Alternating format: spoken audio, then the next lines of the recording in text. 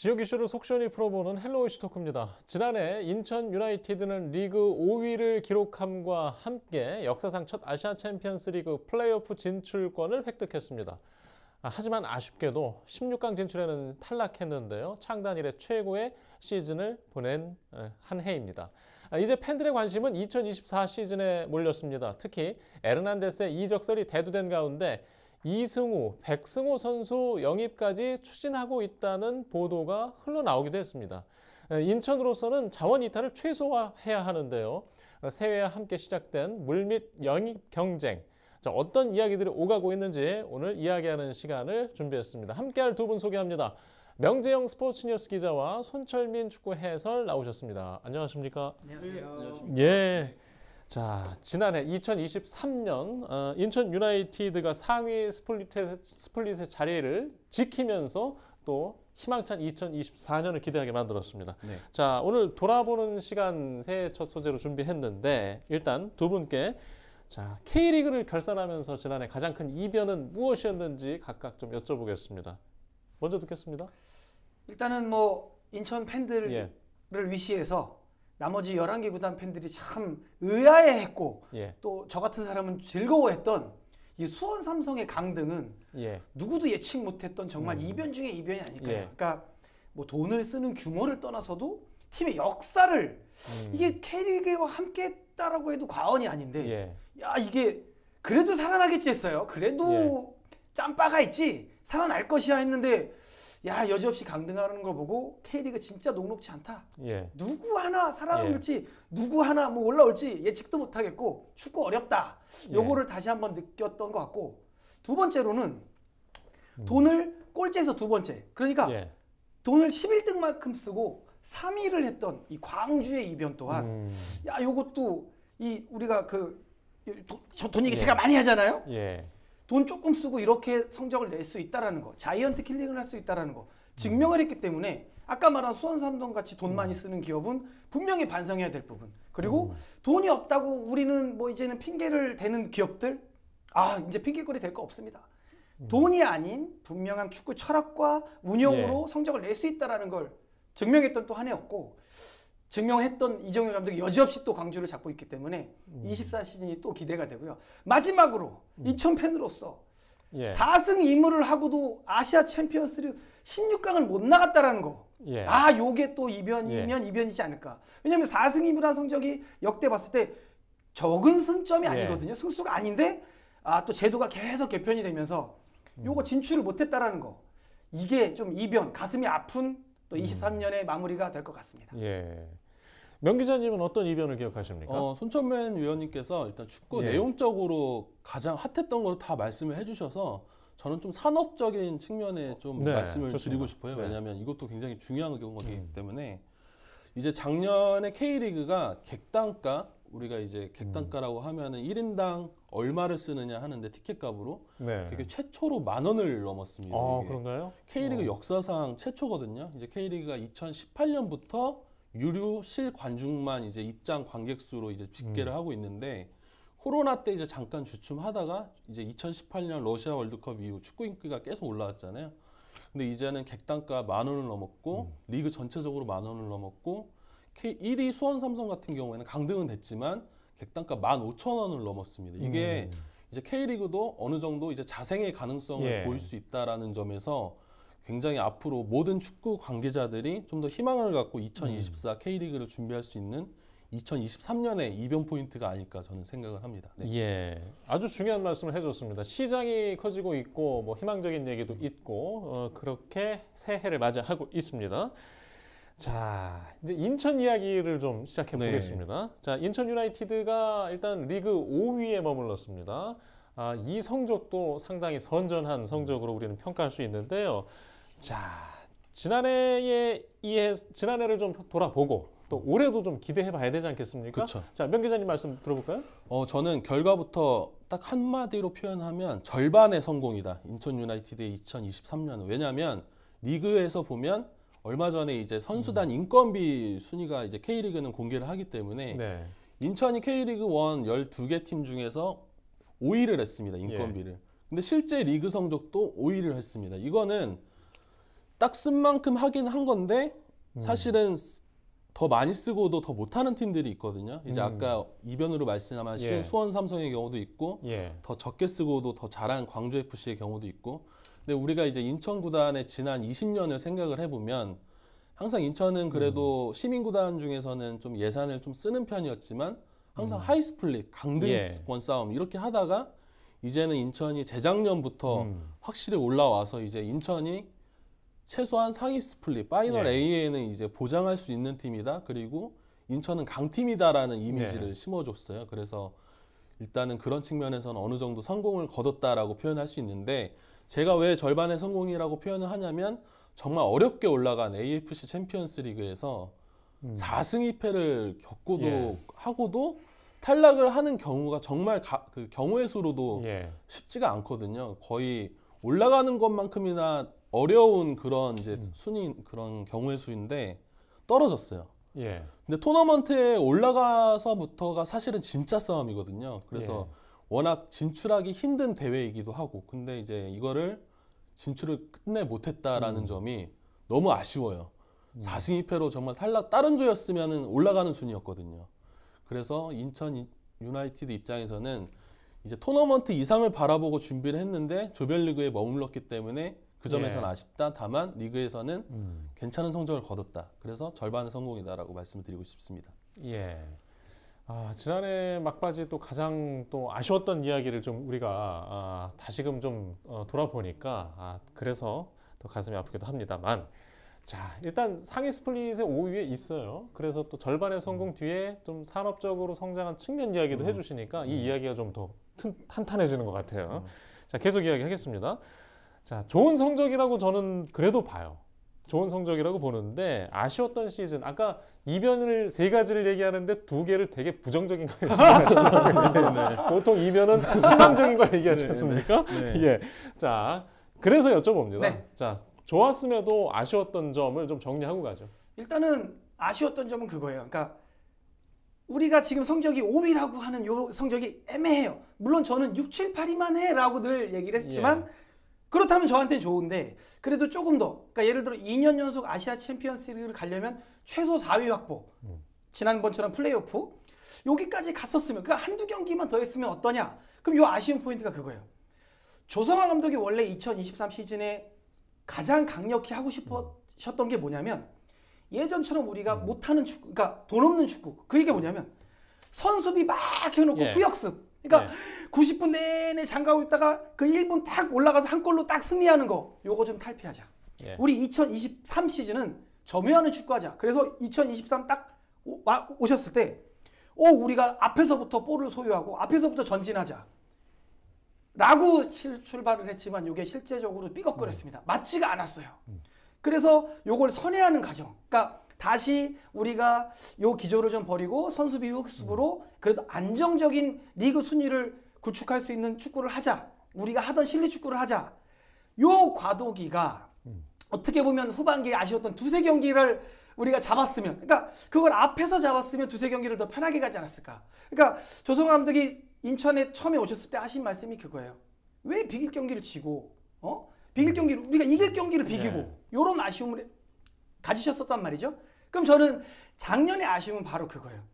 우리가 그 앞에 부분의 그 어려움을 조금 더 조성환 감독이 빨리 유연하게 플랜 B를 빨리 꺼내셨으면, 혹은 우리가 원래 하던 기조대로 빨리 돌아섰으면 후반기에 2-3경기에 쫄리지 않고 우리가 4위, 5위를 경쟁을 하지 않았을까라는 아쉬움을 팬의 입장에서 좀 말씀드리고 싶어요.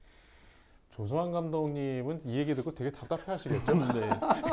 물론 이제 최선을 다하셨다는 걸 저희가 알지만. 자, 이게 지난해 돌아보면 이제 새해를 기대하면서 또 희망을 갖게 하는 것 중에 하나가 이제 유망 선수, 또 루키들이라고 하나요? 그렇죠. 뭐 신인급 그간의 선수들. 경기들을 볼 때 기대하게 하는 그런 선수들도 있었죠. 네, 인천은 유독 또 작년에 좀 행복했던 이유가 인천이 이제 AFC 챔피언스리그에 진출을 하면서 AFC 챔피언스리그 그 본선 조별리그가 9월부터 12월까지 진행을 했어요. 근데 이게 K리그에서는 시즌 막판이잖아요. 이게 이제 일정을 병행하기가 쉽지가 않기 때문에 인천은 이제 16강 진출을 위해서 K리그에서는 그 파이널 A를 이제 확정 짓고 나서 그 조성환 감독이 이제 로테이션 전략이라고 해서 예. 리그에서는 이제 다소 좀 힘을 빼고, 왜냐하면 이제 최소한의 순위를 이제 보장이 되니까 이제 챔피언스 리그에 이제 좀 그거에 몰입을 하는 예. 그런 전략을 썼어요. 그래서 리그에서 되게 막판에 신인급 선수들이 많이 나왔단 말이죠. 그런데 이때 인천이 굉장히 오히려 성적이 더 좋았던, 정말 광주 원정에서 이기고 예. 또 울산전에서 또 홈에서 챔피언을 상대로 예. 이기고, 이런 과정 속에서 다 어린 선수들이 제 역할을 해줬단 말입니다. 그래서 제가 제일 주목하는 루키 같은 경우에는 박승호 선수라고 그 울산 37라운드 울산 HD전에서 예. 골을 기록했던 선수가 있습니다. 이 선수가 작년에 U20 월드컵 본선에 이제 최종 명단에 발탁이 됐다가 대회 기간에 이제 부상으로 이제 낙마했던 선수인데요. 예. 그 조성환 감독의 말로는 이 선수는 향후 A 대표팀으로 갈 수 있는 선수다.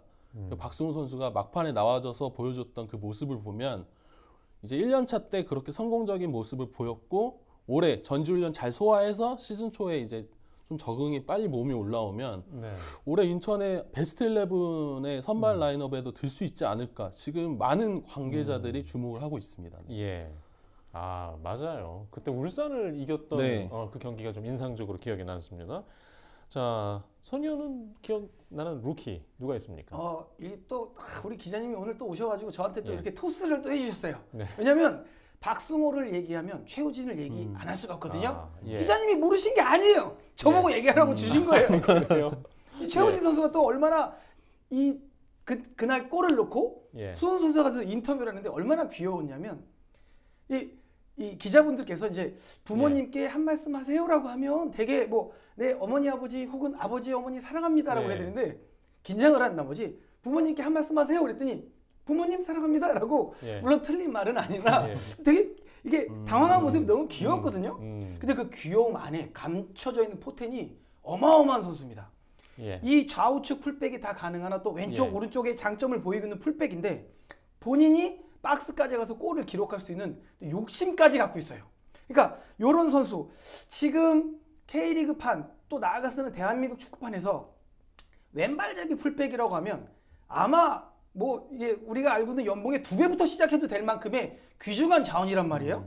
근데 그 자원이 인천에서 그것도 22세 이하로 데뷔전에서 좋은 활약을 하고 있고 지금 앞으로 상승 곡선을 그리고 있는 선수가 인천에 있다?